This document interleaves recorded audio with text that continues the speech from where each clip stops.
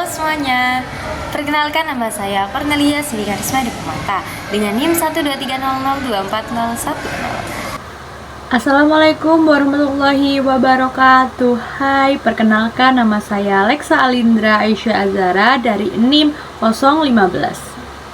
Kita akan membahas yang pertama, pengertian biolistrik. Apa sih pengertian dari biolistrik? Biolistrik adalah arus listrik dan potensial listrik yang dihasilkan oleh atau terjadi di dalam sel, jaringan, dan organisme hidup. Yang kedua, macam-macam gelombang.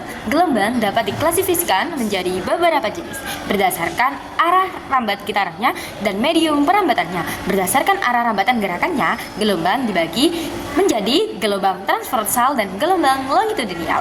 Sedangkan berdasarkan medium perambatannya, gelombang dibagi menjadi gelombang mekanik dan gelombang elektromagnetik. Yang pertama ada gelombang transversal, yaitu arah getar partikel medium tegak lurus terhadap arah rambatan gelombang. Contohnya seperti gelombang pada tali ataupun gelombang terhadap cahaya. Yang kedua ada gelombang longitudinal atau arah getar partikel medium sejajar atau berhimpitan dengan arah rambatan gelombang. Contohnya seperti gelombang bunyi. Yang ketiga ada gelombang mekanik, yaitu membutuhkan medium atau padat, cair, dan gas untuk merambat. Contohnya yaitu seperti gelombang pada tali dan gelombang pada bunyi. Yang keempat ada gelombang elektromagnetik, tidak membutuhkan medium untuk merambat. Contohnya seperti gelombang cahaya dan juga gelombang radio. Berikut adalah contoh gelombang longitudinal dan juga transversal.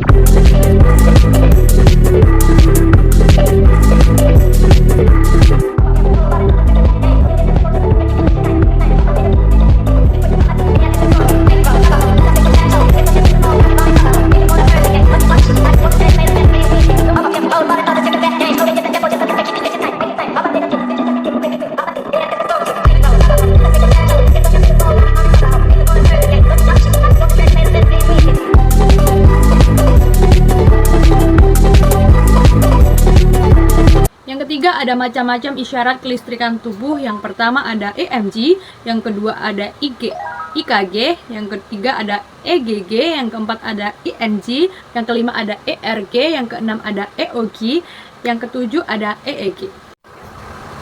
Yang pertama ada elektromiografi yang biasa disingkat dengan EMG, yaitu pemeriksaan medis yang digunakan untuk mengukur aktivitas listrik otot dan syaraf yang mengontrolnya. Alat ini terdiri dari elektroda yang ditempatkan pada permukaan kulit atau dimasukkan ke dalam otot yang kemudian terhubung ke sebuah mesin untuk merekam dan menampilkan aktivitas otot dalam bentuk yang grafis. Nah, untuk cara penggunaannya sendiri yaitu melibatkan penempelan atau penusukan elektroda ke dalam otot. Kemudian, pasien diminta untuk melakukan gerakan tertentu untuk beristirahat sambil aktivitas listrik otot diukur dan ditampilkan kepada monitor.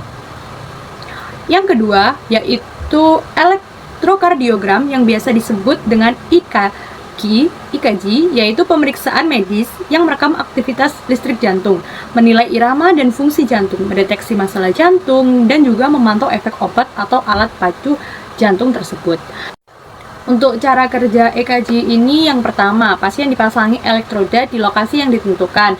Yang kedua, sinyal listrik dari jantung dideteksi oleh elektroda. Yang ketiga, sinyal ini kemudian dikirim ke mesin EKG. Yang keempat, mesin EKG merekam dan menampilkan aktivitas listrik jantung dalam bentuk yang grafis. Yang kelima, hasil EKG kemudian dianalisis oleh dokter untuk menentukan kondisi jantung tersebut.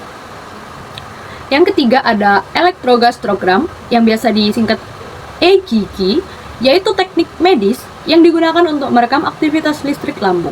Langkah-langkah umum dalam menggunakan EGG ini yang pertama adalah peralatan dan persiapan. Pasien akan dikenakan gaun pasien dan berbaring terlentang di meja pemeriksaan.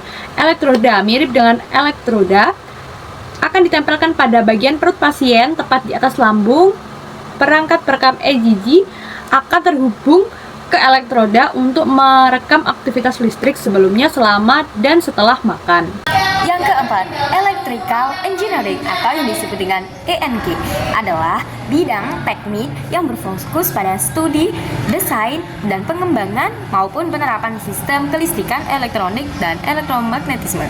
Beberapa contoh Alat-alat tersebut meliputi tang, multimeter, tester tegangan, bor listrik, gerindra listrik, dan berbagai perangkat untuk instalasi berbagai stop kontak, saklar, kabel, dan pengaman listrik. Yang kelima, elektroretinografi atau disebut dengan ERG.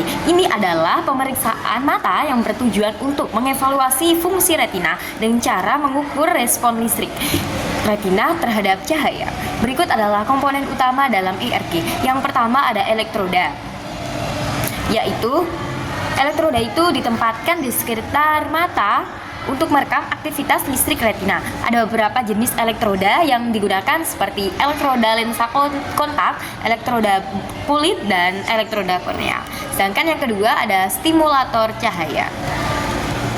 Perangkat ini digunakan untuk menghasilkan rangsangan cahaya yang akan dirasakan oleh retina. Rangsangan cahaya ini dapat berupa kilatan cahaya, pola cahaya, atau cahaya yang berfluktuasi. Dan yang ketiga ada perangkat perekam. Perangkat ini digunakan untuk merekam sinyal listrik yang dihasilkan oleh retina dan menganalisisnya. Sedangkan yang keempat ada spekulum. Alat ini digunakan untuk membuka kelopak mata dan memberikan akses retina untuk menempatkan elektroda. Yang keenam ada elektrokulogram atau yang disebut juga EKG, EOG. Teknik yang digunakan untuk merekam aktivitas listrik di mata, khususnya perubahan-perubahan potensial listrik yang terjadi pada mata bergerak. EOG bersering digunakan dalam studi merekam mata, diagnosis masalah mata, dan sebagai sumber sinyal untuk berbagai aplikasi seperti pengendali kursor berbasis mata. Yang ketujuh ada elektroensefalogram, adalah pemeriksaan untuk merekam aktivitas listrik di otak.